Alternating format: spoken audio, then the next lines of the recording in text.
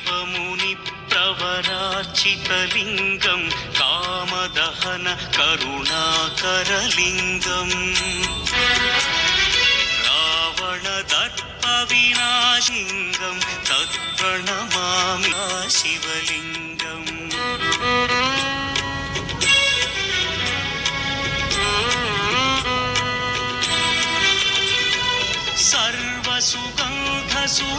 सर्वसुगन्धसुलेपितलिङ्गम् उद्वर्धनकारणलिङ्गं सिद्धसुरासुरवन्दितलिङ्गं तत्प्रणमामि सदाशिवलिङ्गं कनकमहामणिभूषितलिङ्गं फणिपतिवेष्टितशोभितलिङ्गम्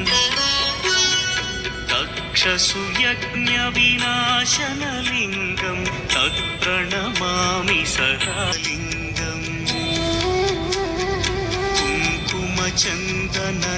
कुङ्कुमचन्दनलेपितलिङ्गं पङ्गहार सुशोभितलिङ्गम्